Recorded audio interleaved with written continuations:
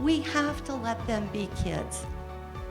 We can't let them get involved in our conflict and be in the middle of our divorce situation. It's your conflict and exposing them to your conflict. Let's take care of our kids through this process. Thank you, and thank you for having me here today. Most of you, if not all of you, are here because you are going through a divorce or separation. If you aren't here because of that, you're here accompanying someone who is going through divorce or separation. I am here to talk with you about how to take care of your children through this process. Often, because we are so worried about what we are going through personally, we forget to take care of our children. We're going through hurt, anger, sometimes betrayal, and we are kind of caught up in what we are dealing with and what we are feeling. And so, as I said, we kind of forget about the children. They become an afterthought. One of the most important things that we can do is keep the children out of the process. Our children are not always going to want to be shielded from this process either. One of the stories that I always have trouble telling when I share this, I think I cry every time I tell it, so I'll try to get through it without crying this time, is an 11-year-old who came to me several years ago as part of her parents' divorce, and she had 2 8-year-old twin sisters.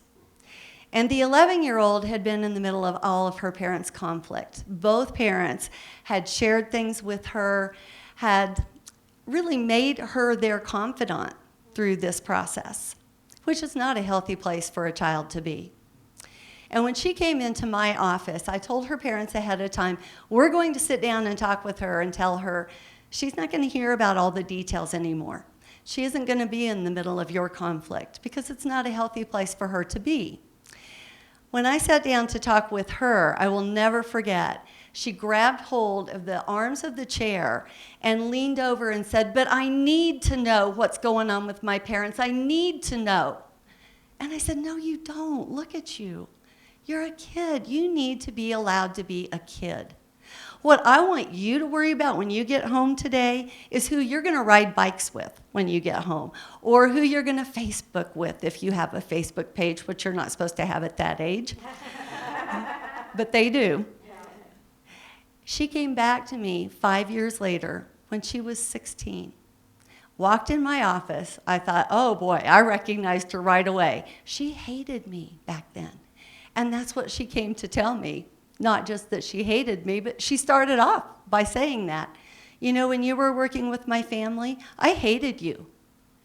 But I want to thank you because you were the only person who let me be a child. You're the only one who let me be a kid.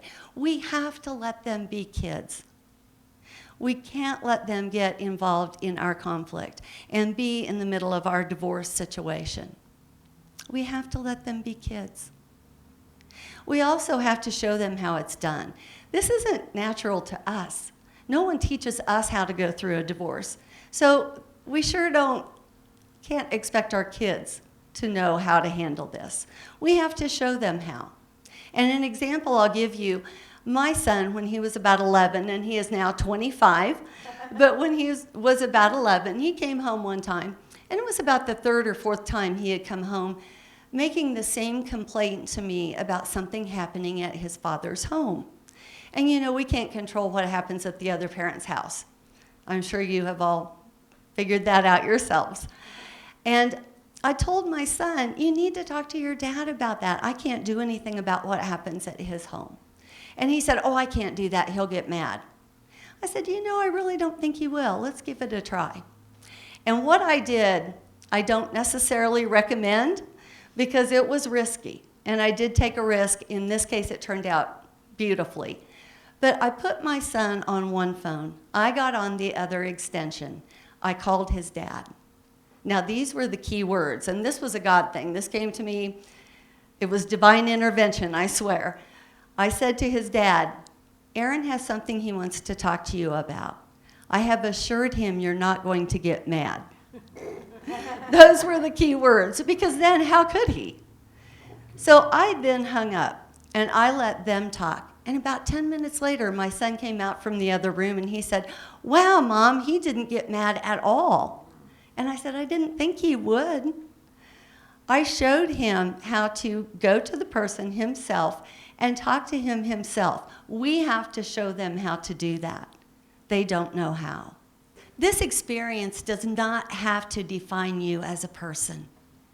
Overcoming adversity is finding a way to take the bad things that happen to us in life, the negatives, and turning them into something positive for us. It doesn't have to define you as a person, as a parent, but you learned something from it. You grew. You became a better parent and a better person. Don't let whatever adversity is in your life define who you are. That doesn't have to be your identity for the rest of your life. Find a way to overcome that, to set the example for your children, and to feel positive about who you are, where you've been, but more importantly, where you're going. Thank you for having me here today.